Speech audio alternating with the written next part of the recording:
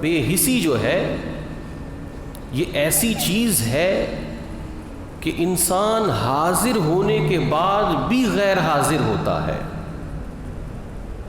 اب آپ کہیں گے کہ حاضر ہے، موجود ہے، پھر وہ حاضر کیوں نہیں ہے؟ آپ نے دیکھا ہوگا جس کو اللہ نے توفیق دی، حرمین شریفین کی زیارت کے لیے بندہ چلا جائے، وہاں آپ کو کثیر ایسے حاضر ملیں گے جنہیں حضوری نصیب نہیں ہے۔ وہ آ تو گئے ہیں لیکن ان کے ہاتھوں میں کیمرے ہیں، لائیو چلا رہے ہیں، وہ انہیں نہیں معلوم کہ میں صاحب لولاک کے دربار میں حاضر ہوں، یہاں مجھے میری اپنی پیشی ہے، میں یہاں پر خود حاضر ہوں۔ وہ اس احساس سے بے حس زائر وہ دوسروں کو دکھانے کے لیے چکر میں پڑا ہوا ہے اور کہہ رہا ہے دیکھو میں یہاں پہنچا ہوا ہوں، دیکھو میں یہاں پہنچا ہوا ہوں، دیکھو میں نے اتنے عمرے بھی کر لیے، اب میں سعی کے لیے جا رہا ہوں، اب میں طواف کر رہا ہوں، اب میں مواجہ شریف پہ حاضر ہوں، اب میں جنت البقیع کے باہر سے گزر رہا ہوں۔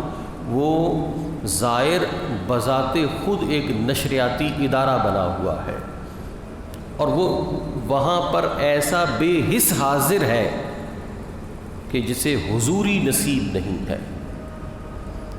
اور بہت سے یہاں پر موجود ہیں لیکن ان کو وہاں کی حضوری نصیب ہے۔ کوئی حاضر رہ کر بھی غیر حاضر ہے اور کوئی غیر حاضر رہ کر بھی اپنی محبت میں حاضر ہے۔ یہ سارے کا سارا معاملہ کیا ہے؟ احساس کا۔ اگر بارگاہ رسالت میں پہنچ کر بھی اس بارگاہ کا کوئی احساس نہیں ہے تو ایسا بے حس افسوس کیے جانے کے قابل ہے۔ یہ کیا ہے؟ یہ بے حسی ہے، یہ اللہ کی جناب سے بے حسی ہے، رسول اللہ کی بارگاہ سے بے حسی ہے۔ اور ایسے بے حس لوگ ہی وہاں کے ادب کو فراموش کر دیتے ہیں اور بجائے اس کے کہ وہ وہاں جا کر اپنے لیے اجر کا سامان پیدا کریں بلکہ وہ اپنا پہلا اجر بھی ضائع کر لیتے ہیں۔ ان تحبط اعمالکم وانتم لا تشعرون، تم بے حس ہو تو تمہارا اجر ضائع کر دیا جائے گا اور تمہاری اس بے حسی کی وجہ سے تمہیں اس ضیاء کا بھی احساس نہیں ہوگا۔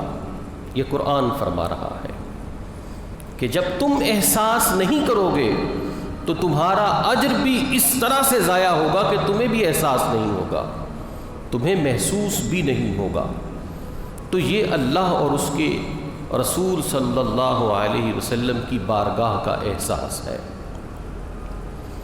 اور جو شخص معاشرے کے اندر ویسے ہی بے حسی کی زندگی گزار رہا ہے، اسے آپ کہیں بھی لے جائیں، اسے آپ کہیں بھی لے جائیں، وہ ویسے کا ویسا ہی بے حس رہے گا۔